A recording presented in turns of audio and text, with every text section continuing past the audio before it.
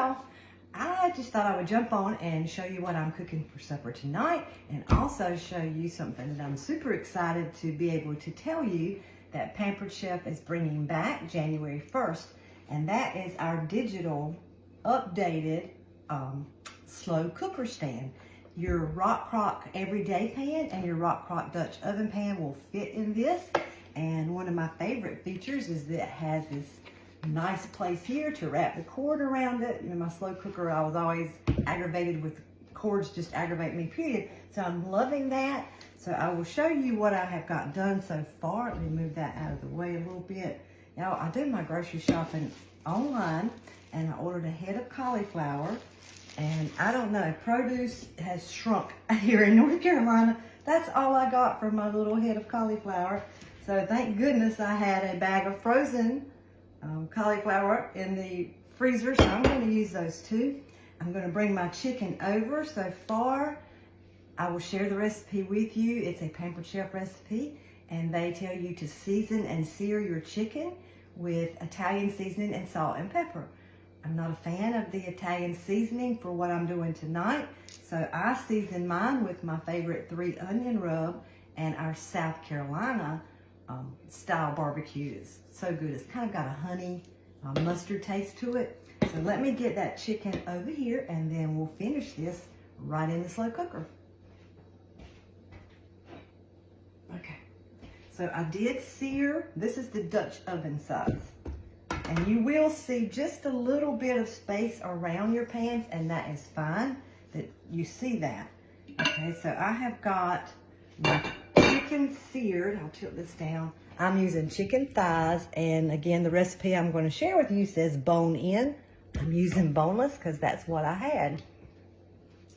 Okay, so now what we do to continue slow cooking this, got that turned too far, is take the chicken out, and I'm not going to drain the juice that chicken made. I just seared it a little bit on each side, and again, the recipe that I'm going to share says skin on, and I didn't. I had skin off, so I'm just being naughty. I'm not behaving with their recipe at all. But again, that's the beauty of taking a recipe, the base of a recipe, and creating and making it your own.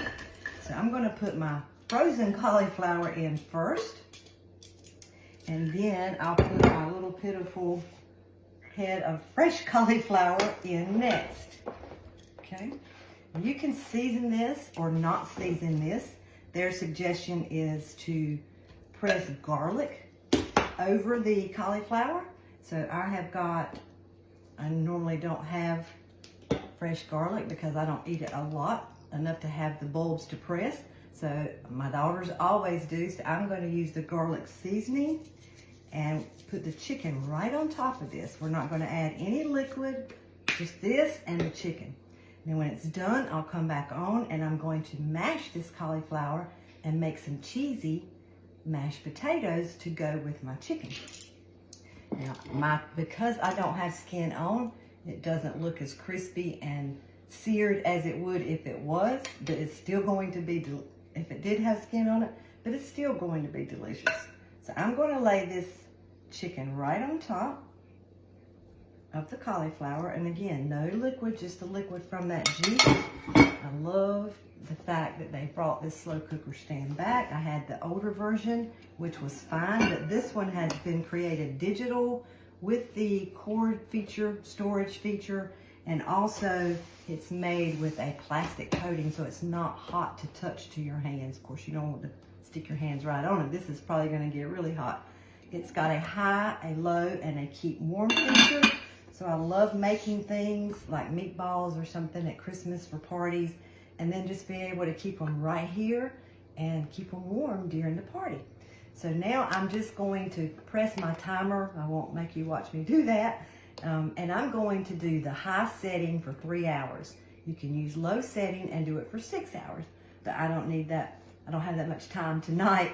So I'm going to choose the high setting for 3 hours. And when it's done, I'll come back on and we'll mash these cauliflowers into some nice mashed potatoes. Stay tuned. Okay, I felt bad for not cutting it on and showing you the features. So I have not done anything yet. You can see it's got low, high, warm, and off. So I'm going to turn it to the high setting, press the wheel in the middle, and then adjust my time to just 3 hours, and then press it, and it starts. So when it's done, it will give me 5 short beeps, and then I will be back on, and we'll mash these cauliflower potatoes.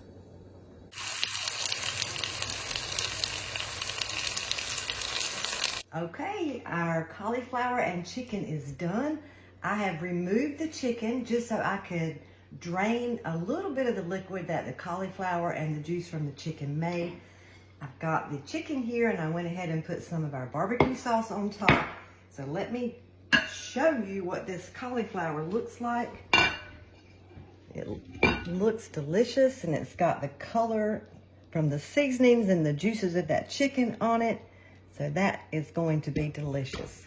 So I'm going to try to keep this closer so you can see me mashing. What I'm going to do is go ahead and put in about 3 tablespoons of butter. Again, I'm not playing fair with Pampered Chef's recipe that I'm going to share with you. And I'm going to take the mix and masher and just mash them. You can mash as much or as little as you want. They're really so tender that it doesn't take much to mash these at all. Now, in the recipe that I'm going to share with you, it will also offer substitutions. If you don't want cauliflower, put little mini red potatoes on the bottom.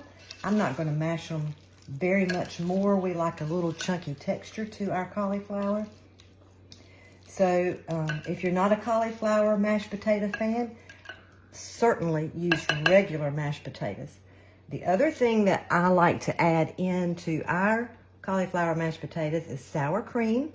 You know, I love my scoop and spread, and I scoop my sour cream right out in this measure all cup. And now I'm just going to pop that in. And this measure all cup allows you to keep your hands clean and not have to dig around in a measuring cup. The bottom's clean and the sides are clean.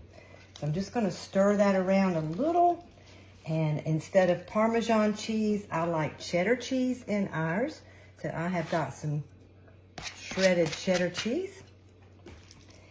And I'm going to stir that around. I have got the slow cooker on keep warm right now because my husband, he's not home yet. So by the time he gets here, it will still be warm. I'm not going to stir it to death, but I want y'all to see this cheese melt. And we will be ready to eat.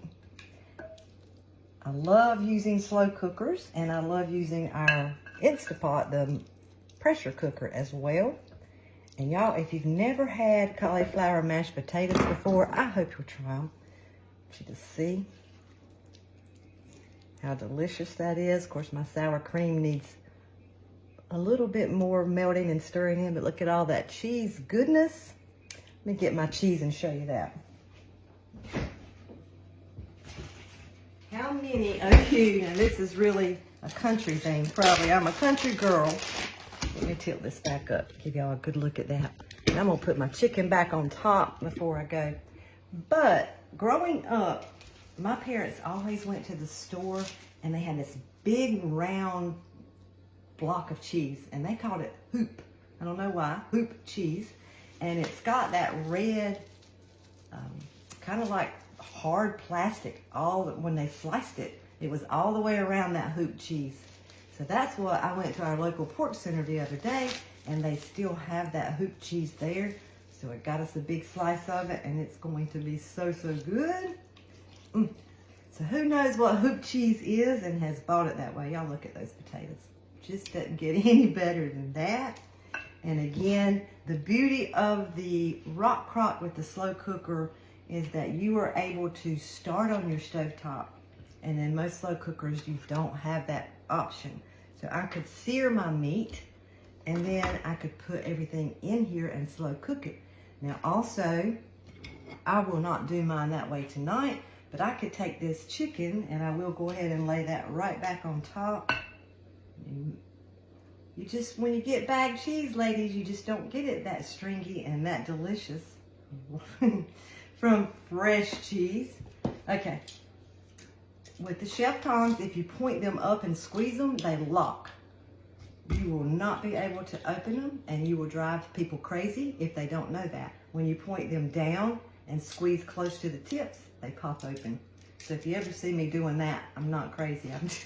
I'm just opening my tongs. So I'm going to lay this chicken back on top. But back to the subject of multi-purpose. If I wanted to, I could now take this rock crock right out and put it under the broiler just for a little bit and get that cheese and barbecue sauce a little crispy and toasty. But I'm not even going to do that. It's delicious just like it is. But anyway, I wanted you to see the finished product, and I'm super excited that this is coming out in January. So if you have a rock crock everyday pan or a rock crock Dutch oven, which is the size that I'm using here, both of those will fit in this stand. So thank you so much for watching, and I will share the original recipe in the comments. Thanks. Y'all have a great night. Bye-bye.